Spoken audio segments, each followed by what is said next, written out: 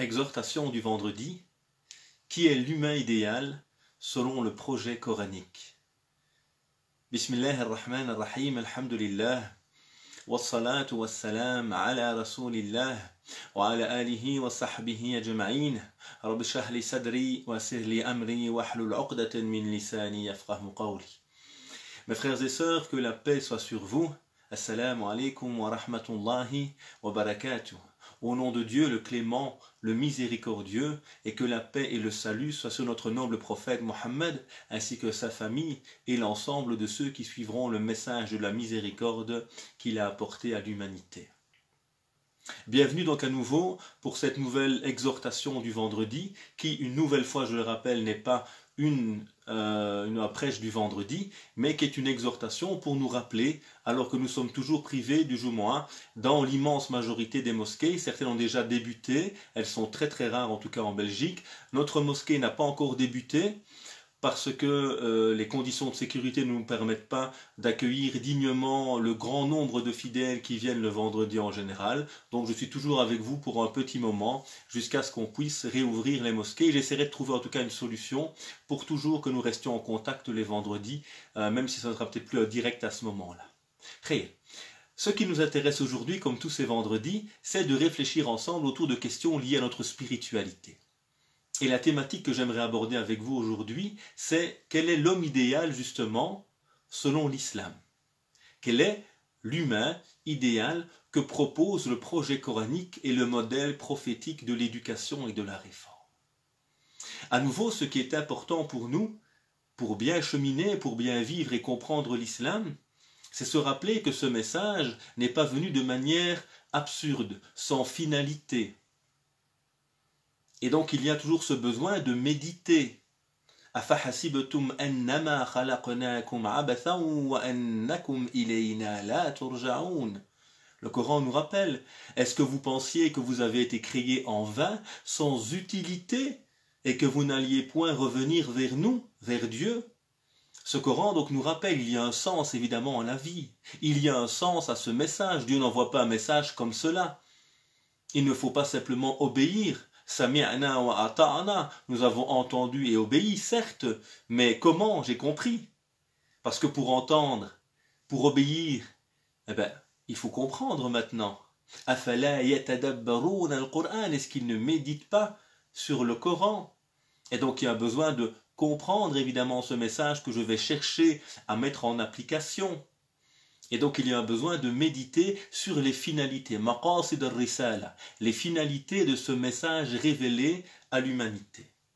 Et parmi les objectifs justement de la révélation de ce message, un message qui est révélé pour l'homme, au service de l'homme, Dieu ou al-Ghani, il est l'autosuffisant, il est le riche, il se passe de tout, il n'a pas besoin de nous. S'il nous révèle ce message, c'est par amour, par sagesse, par miséricorde, et donc ce message, ce Coran, il vient pour nous. Ce prophète, alayhi salatu wassalam, est envoyé comme miséricorde pour nous, pour l'univers. وَمَا أَرْسَلْنَاكَ إِلَّا رَحْمَةً لِلْعَالَمِينَ.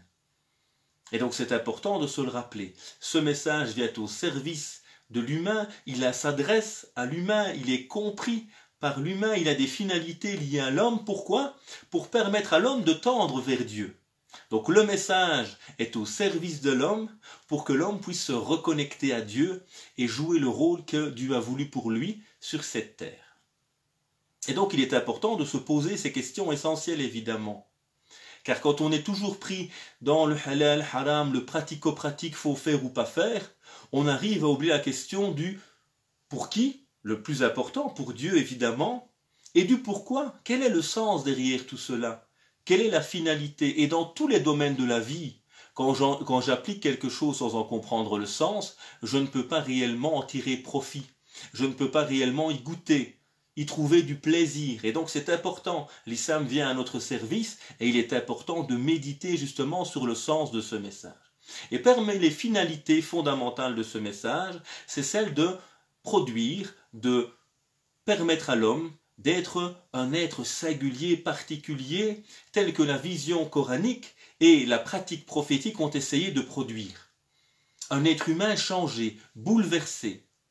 Et on voit comment les Arabes avant l'islam sont des peuplades divisés, idolâtres, qui enterrent leurs petites filles vivantes, qui n'ont pas de grande culture, de civilisation, et comment sur 23 années uniquement, le prophète alayhi salatu wassalam arrive à bouleverser finalement ce modèle de l'humain et faire de ceux-ci des êtres différents, qui vont s'unir, qui vont produire, qui vont changer la face du monde.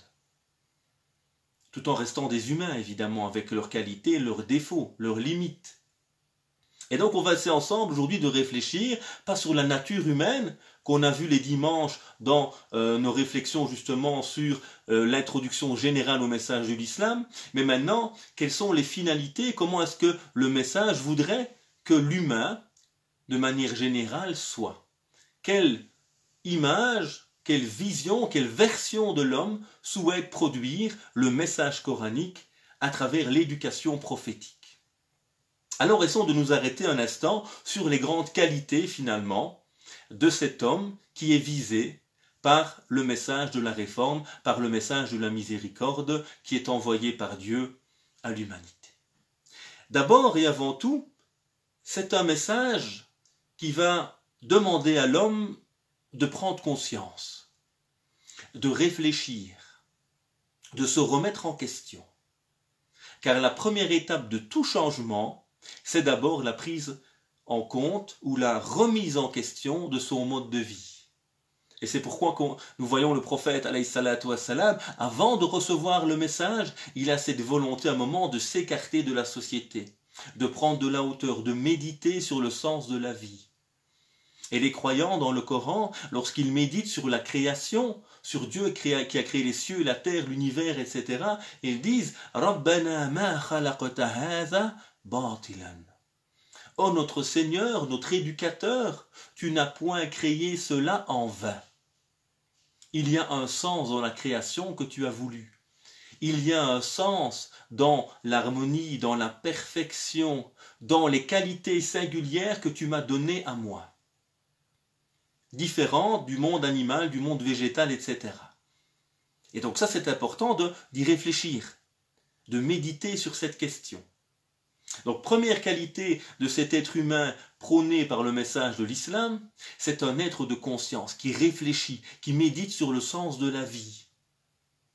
Deuxième qualité fondamentale, c'est que ce bouleversement justement dans sa perception du monde va lui permettre de redécouvrir le sens de la vie, de se remettre à sa juste place, de se rappeler qu'il y a un créateur qui a créé harmonieusement cet univers, qu'il y a après cette vie une autre vie, qu'il y a un sens à sa présence sur terre, qu'il y a un sens à ses capacités particulières que Dieu lui a données. Et tout cela va permettre à l'homme justement d'avoir une vision, une perception du monde qui est singulière. Le croyant, la croyante a une vision du monde qui ne s'arrête pas à l'ici-bas mais qui va au-delà. Il a une croyance et une vision du monde qui l'apaise. Il sait d'où il vient, qui est le créateur derrière cet univers, il sait quelle est sa mission à travers l'exemple des prophètes et les qualités de l'homme que l'on va développer aujourd'hui. Il sait que sa vie ne se limite pas à l'ici-bas, mais qu'il y a dans l'au-delà le jugement, la justice pour chacun et chacune, notamment pour les opprimés, et qu'il y a la félicité éternelle auprès de Dieu pour ceux qui ont eu la foi et qui ont œuvré de belles manières. Et donc ça c'est important également, c'est un être de foi. آمن الرسول بما أنزل إليه من ربه والمؤمنون كل آمن بالله وملائكته وكتبه ورسله. Le prophète a eu foi en ce qui lui a été révélé de son Seigneur ainsi que les croyants. Et tous ensemble ils croient en Dieu, aux anges, aux livres, aux messagers. Il y a donc cette croyance qui les habite et qui forme pour eux finalement la conception du monde qu'ils ont. Un monde qui n'est pas que matériel mais qui est également spirituel. Un monde qui ne s'arrête pas à l'ici-bas mais qui va au-delà. Un monde, une vision du monde qui te rappelle, tu n'es pas le maître. Tu es celui que Dieu a doté de qualités pour gérer. Mais tu n'es pas le possesseur, c'est Dieu le maître et le possesseur. Et tu seras interpellé sur ce que tu as fait de ce monde, sur ta relation aux autres créatures, sur la relation responsable ou non que tu as eue à l'environnement, sur la relation sage, juste, honnête que tu as eue vis-à-vis des autres humains. Surtout si tu avais le pouvoir ou la capacité de dominer. Est-ce que tu es resté dans la justice et dans l'équité? Et donc c'est une manière singulière de voir le monde qui habite le croyant et la croyante. Autre qualité justement de cet homme, de cet humain voulu par Dieu, homme et femme, c'est un humain qui est connecté à Dieu, comme on l'a dit, qui a réfléchi sur le sens de la vie, qui a la foi qui l'habite, et qui va accompagner cette foi par cette relation particulière à Dieu. El-ibada, l'adoration. Et l'adoration, ce n'est pas que le culte. Souvent, on pense que l'adoration, c'est seulement prier, jeûner, même si c'est essentiel, car ça, c'est le culte pur. Ce sont des actes uniquement dédiés à Dieu qui ont pour objectif la réforme de mon être. La prière écarte des turpitudes et du mal. Quand on parle du jeûne, vous allez ainsi atteindre la piété, la conscience de Dieu qui vous habite et qui vous permet de vous diriger vers ce qu'il aime, de vous éloigner de ce qu'il n'aime pas, et d'avoir cette conscience qui vous habite et qui vous change. Donc ça c'est quelque chose d'important également. Un être qui est dans l'adoration. Je n'ai créé les djinns et les hommes que pour qu'ils m'adorent, que pour qu'ils me connaissent, comme disaient certains compagnons, que pour qu'ils se reconnectent à moi, redécouvrent l'amour qui va habiter leur cœur en se connectant à moi, s'inspirant des qualités divines de miséricorde, de justice, de sagesse, de bonté, reflétant celles-ci autour d'eux et se réformant, s'éloignant de leurs passions, se libérant de l'oppression des passions des hommes ou autres, etc. En faire donc des individus libres par l'adoration de Dieu. L'adoration n'est pas soumission selon moi, l'adoration est libération. C'est se libérer justement, en se connectant avec Dieu, en se dévouant à Dieu, en plaçant cette confiance absolue en notre Créateur exalté soit-il. Et donc il y a cette adoration particulière qui singularise l'être humain, une adoration consciente, alors que le reste des créatures sont dans une adoration naturelle. Une adoration qui a pour but de faire naître en nous cette conscience de Dieu et cette réforme, qui va nous permettre de voir nos œuvres cultuelles agréées par Dieu. Dieu accepte les œuvres des pieux, de ceux qui ont cette conscience qui les habite. Et donc l'adoration, c'est ce terme général. Comme le disait très bien Ibn Taymiyyah, rahimahullah, l'ibada, l'adoration, ismun jami'un li kulli ma yuhibbullah wa yarda. C'est un terme général qui englobe tout ce que Dieu aime et agrée. Des œuvres apparentes ou intérieures. Et donc l'adoration n'est pas que le culte pur, même s'il est central dans la réforme de l'homme, ce sont toutes les œuvres que Dieu aime. Et donc, aider son prochain, c'est une adoration, évidemment. Sourire à son frère en humanité, c'est une adoration. Aider un étudiant à réussir ses examens, c'est une adoration. Respecter ses parents, c'est une adoration. Donc c'est un être d'adoration qui est connecté avec Dieu.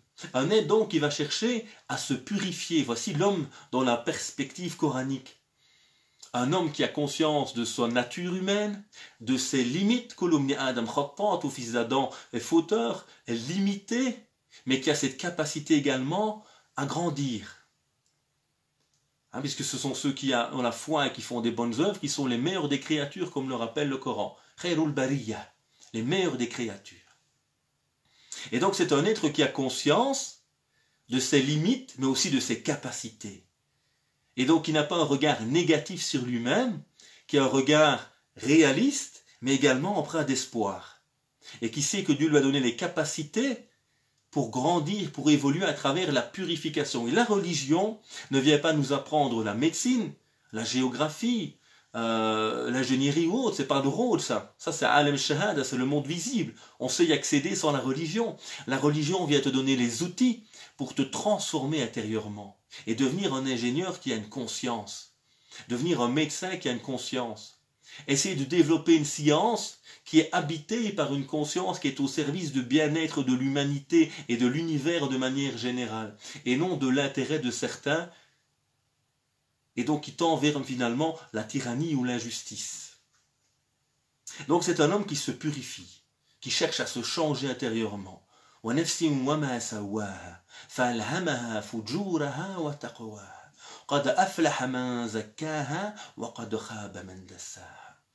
Et l'âme est celui qui l'a harmonieusement façonné, c'est Dieu. Et il l'a orienté vers sa pureté ou vers sa perversité. C'est-à-dire qu'il lui a donné la capacité de grandir ou aussi de s'avilir, de se rabaisser, parce qu'il est libre. L'homme est capable d'être le meilleur ou le pire, malheureusement. Et alors, aura réussi celui qui va purifier son âme et aura échoué celui qui va la pervertir. Donc c'est un être de conscience et qui a cette volonté de changer, de grandir, de faire de chaque jour que Dieu lui accorde une nouvelle page qui s'ouvre et qui lui permet soit de changer, de se repentir, de recommencer à zéro, soit de construire sur ce qu'il a fait hier et de faire de chaque jour l'occasion de grandir un peu plus spirituellement, humainement, intellectuellement, etc. Alors cet être humain également que le Coran cherche à produire, c'est un être doué d'intelligence, un être qui utilise la raison que Dieu lui a donnée. C'est un être certes qui est orienté par sa foi, par son cœur, par l'amour qu'il habite, l'amour de Dieu, l'amour du bien, l'amour de son prochain, mais qui n'est pas seulement orienté par l'amour. Car comme on le sait, l'amour rend aveugle parfois. Et donc en islam, il y a toujours ces deux éléments qui vont de pair. Il y a la foi, l'amour qui l'habite, et il y a la raison, la conscience qui oriente cette force qu'est l'amour. Car sinon l'amour peut parfois nous perdre. Et donc c'est un être doué d'intelligence. Et le Coran interpelle des gens doués d'intelligence. Il est venu pour un peuple doué de raison. Et il nous appelle à apporter des arguments. Dit apportez vos preuves si vous êtes véridiques. Il appelle tout le temps au savoir.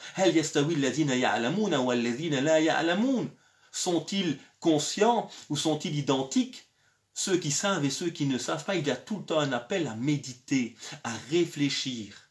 Et ça, c'est essentiel. Donc il vient appeler des êtres doués de raison. Et les gens qui seront perdus dans l'au-delà, la première chose qu'ils diront, لَوْ كُنَّا نَسْمَعُ أَوْ نَعْقِلُ مَا كُنَّا مِنْ أَصْحَابِ السَّعِيرِ. Si seulement nous avions écouté et raisonné, nous n'aurions pas été parmi les gens de la fournaise. Donc l'importance de méditer, il interpelle des gens doués d'intelligence. Donc l'islam, c'est pas une religion pour des moutons, pour des gens qui suivent aveuglément ce qu'on leur dit. C'est une religion qui élève les êtres humains, d'où il n'y a pas de clergé chez nous. Les savants, les érudits, les imams sont des gens qui ont dédié leur vie au savoir, ok, mais ils ne font que nous orienter, nous aider à mieux comprendre. Ils ne sont pas là pour réfléchir à notre place, et ça c'est important de le comprendre également. Donc il prône un homme et une femme qui méditent, qui réfléchit, qui développe son potentiel intellectuel. L'islam appelle à produire un être humain qui suit une voie particulière, la voie que Dieu a tracée pour lui, une voie qui n'est que bonté, justice, intérêt de l'être humain. Et le Coran nous rappelle cela en rappelant le message du prophète, alayhi salatu wassalam, Ya'muruhum bil ma'ruf yanhahum 'anil munkar. Il vient leur recommander le convenable et réprouver le blâmable. Il ne vient qu'avec des choses positives et utiles à l'être humain. Il vient leur rendre permis toutes les choses saines et interdire les choses impures. C'est un message rationnel qui nous amène vers une voie particulière, qui nous recommande le bien, le convenable et nous éloigne des impuretés, de ce qui est nocif.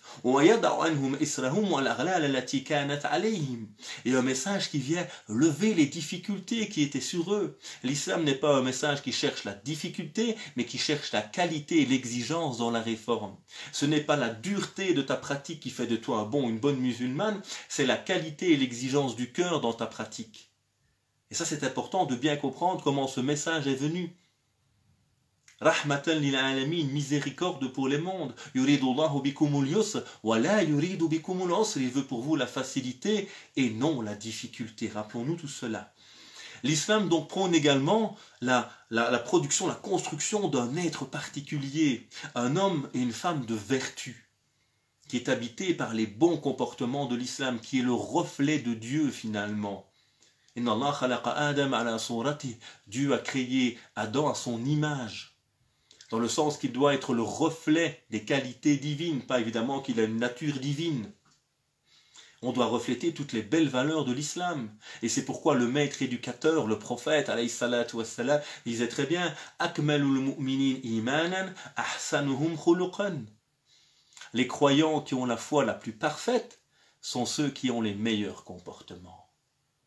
C'est la qualité de ton comportement qui montre la réalité de ta relation à Dieu et l'impact réel de toutes ces pratiques qu'on a citées sur toi. Et donc c'est un être de vertu qui représente la bonté, la miséricorde, la tolérance, l'ouverture, le partage, la solidarité, la fraternité, toutes ces belles vertus de l'islam. Il s'en imprègne et essaie de les refléter dans son comportement. C'est un être également de principe. Un être doué de conscience et qui a des principes qui, eux, sont au-delà de toute chose finalement. Et le Coran le rappelle à maintes reprises, notamment وَإِذَا قُلْتُمْ فَعْدِلُوا وَلَوْ كَانَ ذَا قُرْبَى. Et lorsque vous vous exprimez, soyez juste, même si ce sont des proches. Donc ce n'est pas parce qu'un proche commet une injustice, par exemple, qu'il faut se taire. Non, ton principe est supérieur. Et tu dénonceras l'injustice, même si c'est un proche qui l'a commise. Le Coran te rappelle toujours cela. Dépasse. Soyez juste, cela est plus proche de la piété. Et dans le début du verset juste avant, on nous parle que la haine que nous avons pour un peuple ne nous pousse pas à être injuste. Tu dois toujours rester un être de principe. C'est ça aussi les qualités du musulman. Je ne peux pas trahir mes engagements. Et le prophète sallallahu alayhi wa sallam a respecté des pactes, même avec des ennemis. Mais il avait pris un pacte. Ici, le traité de l'Hudaybiyah, un traité de paix, qui lui empêchait notamment de pouvoir accueillir un musulman persécuté à la Mecque. Et au moment où le traité est signé, un des musulmans mécois, persécuté, torturé, réussit à s'enfuir en ayant entendu qu'il y avait des musulmans à proximité. Il arrive avec ses chaînes. Et on lui dit alors, au prophète, alayhi salatu wassalam, Mohammed, tu as signé. Tu t'es engagé. Et le prophète, à contre-cœur, est obligé de refuser d'accueillir et d'aider cet homme. Et ses compagnons sont touchés, impactés. Imaginez la scène. J'ai un pacte. Awfu bil uqud, respectez vos engagements, respectez vos pactes, nous rappelle le Coran. Un être de principe et de valeur.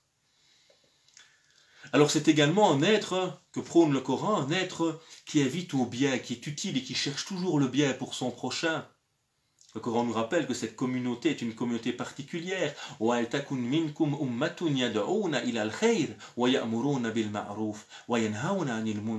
Et que soit issue de vous, ô les musulmans, une communauté singulière qui appelle au bien. Elle invite au bien. Elle recommande le convenable, elle réprouve le blâmable. C'est une communauté qui invite toujours au bien. C'est une communauté qui est une conscience au cœur de l'univers, au cœur de l'humanité, qui rappelle l'importance du respect des valeurs, du respect du pauvre, de la lutte contre l'injustice, de la lutte contre la tyrannie, de la lutte contre le racisme, de la préservation de l'environnement. Voilà l'homme et la femme que devrait produire l'islam. Alors évidemment, moi je vous parle d'un idéal, on est loin de cela dans la réalité, parce qu'on est éloigné du Coran. Parce qu'on est éloigné également de la méditation sur les finalités du Coran. On s'arrête sur un ensemble de pratiques apparentes et on oublie les finalités fondamentales qui sont l'objectif premier du message. Et donc c'est une communauté qui produit des êtres qui appellent l'humanité au bien, qui sont la conscience, qui rappellent le bien à l'humanité. Alors ce message également, il appelle à avoir cet homme et cette femme qui aiment le bien pour tout un chacun.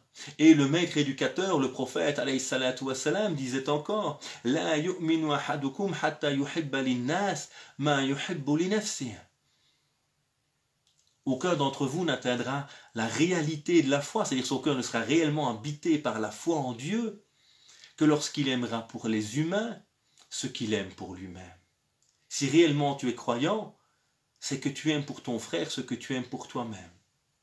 Et l'islam a été plus loin d'ailleurs, avec l'ithar, avec le fait de te sacrifier toi pour le bien d'autrui. C'est encore un niveau supérieur que le Coran nous rappelle, en rappelant comment les Médinois ont accueilli les Mécois, en sacrifiant parfois ce qu'ils aimaient pour soutenir leurs frères à ce moment-là.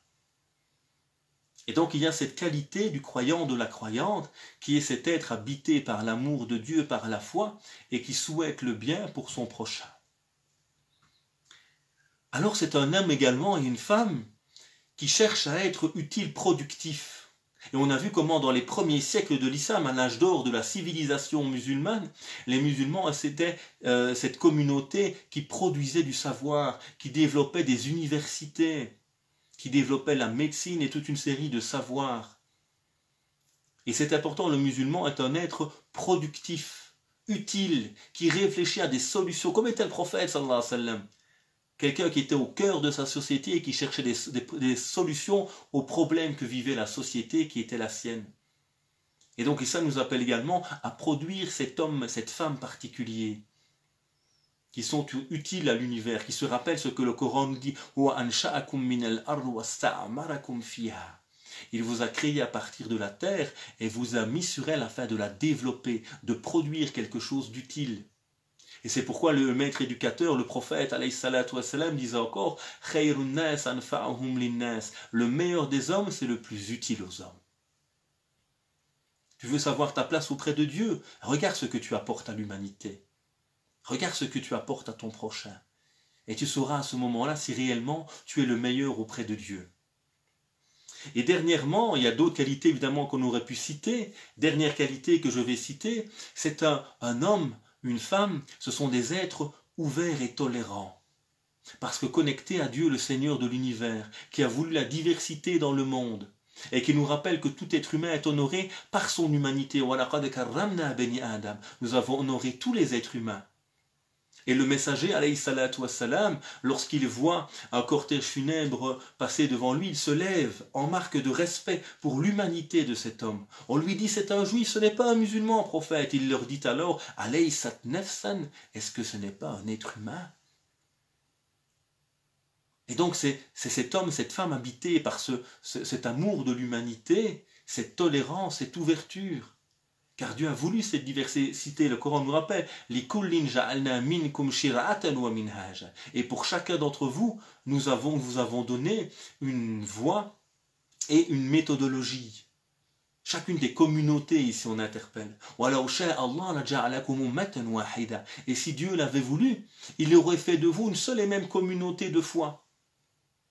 Et Dieu a voulu cette diversité. Mais il a fait cela afin de vous éprouver dans ce qu'il vous a donné. Il vous a créé dans la pluralité, la diversité, et il va regarder qui d'entre vous œuvre pour le mieux finalement. Alors, concurrencez-vous dans le bien. Vos croyances sont différentes, ok. Mais ce que Dieu va regarder finalement, c'est ce qui habite vos cœurs et vos actions. Concurrencez-vous dans le bien.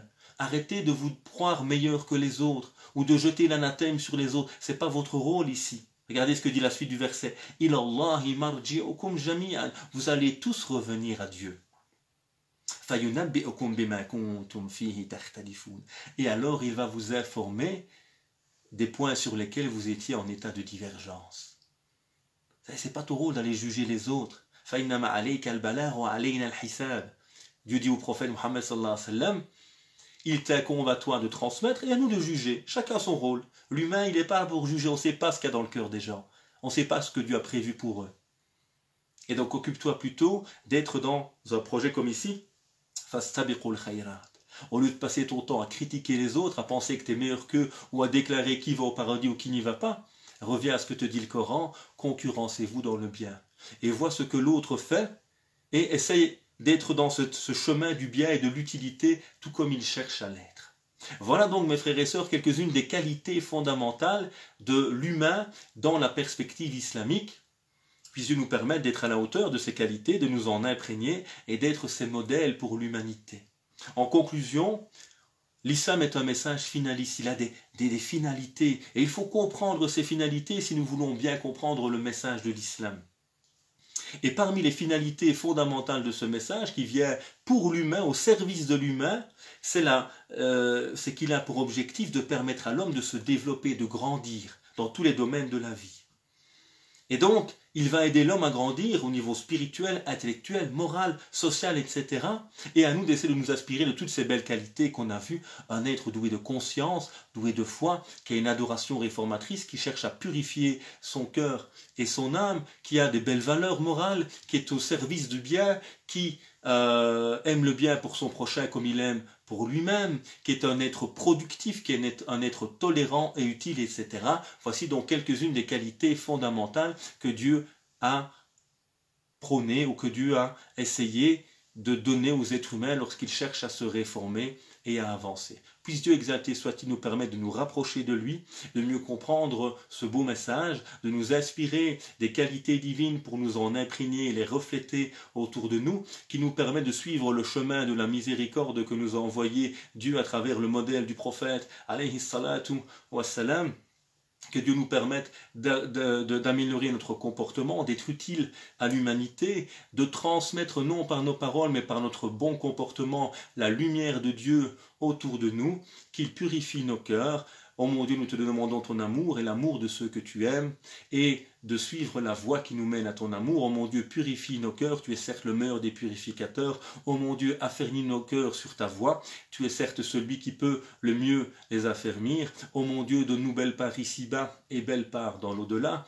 Guide nos familles, préserve nos enfants, préserve nos couples, répands ta miséricorde et ta lumière sur toute l'humanité, éloigne de nous cette pandémie, fais miséricorde à tous ceux qui nous ont quittés. Subhana rabbika rabbil izzati amma yasifun, wa salamun ala mursalin, walhamdulillahi rabbil alamin. Que Dieu vous bénisse, mes frères et sœurs. Rapidement les questions parce que j'ai beaucoup de choses aujourd'hui, malheureusement je n'ai pas le temps comme d'habitude. J'ai vu qu'il y en avait quelques-unes. Salam à tous en tout cas, que Dieu vous bénisse. Pourrais-je avoir votre point de vue concernant Sourate 55, versets 56 et 70, quand Allah nous parle des houris et des vertueuses? Cela demande méditation, réflexion de ma part sur le verset. La seule chose que je peux vous dire un moment, c'est que le Coran, lorsqu'il aborde certaines choses, il est certes universel, mais en même temps il est dans un univers particulier, c'est-à-dire qu'il interpelle avant tout le peuple qui a reçu la révélation, et il interpelle leur imaginaire à eux. C'est pour ça que Ibn Abbas disait notamment que tout ce qui est lié au paradis, à l'au-delà dans le Coran ou dans les hadiths, les mots sont les mêmes, mais la réalité sera totalement différente. Quand Dieu parle de rivière de vin, ça n'intéresse personne parmi nous. Mais il en parle pourtant. Pourquoi? C'était un peuple qui aimait beaucoup le vin et on l'a privé de celui-ci. Il y a tout un appel à la fraîcheur, etc. On voit en arabe, on va dire que quelqu'un m'a apaisé, il a refroidi mon cœur. Alors que nous on dira, il a réchauffé mon cœur. Donc il y a quand même une prise en compte de tout cela. Donc d'un univers qui existait à l'époque, référentiel et culturel, que le Coran essaie d'aborder. Donc il ne faut pas toujours prendre tout ça à la lettre, à ce niveau-là. Pour les femmes, vous avez par exemple ces jeunes serviteurs qui seront là au paradis, et il y a une pudeur coranique qui n'en parle pas comme il parle des houris, parce qu'il y avait une autre manière de voir les choses, en tout cas plus pudique de la part des femmes par rapport aux hommes, etc. Donc voilà, c'est un petit peu juste le principe que j'aimerais donner, c'est que tous ces éléments ne sont pas toujours à prendre à la lettre, ce sont des images qu'on nous transmet pour mieux comprendre à notre échelle humaine ce qu'il y aura, mais comme a dit très bien le prophète sallallahu alayhi wa sallam, il y aura au paradis ce que nul œil a vu, ce que nul ouïe a entendu, ce qu'aucun homme n'a pu imaginer finalement. Wallahu ta'ala a'la wa a'lam. Voilà mes frères et sœurs, je vous laisse parce que j'ai un programme aujourd'hui un peu chargé. Que Dieu vous bénisse et à très bientôt, Inch'Allah ta'ala. À bientôt. Wassalamu alaikum wa rahmatullahi wa barakatuh.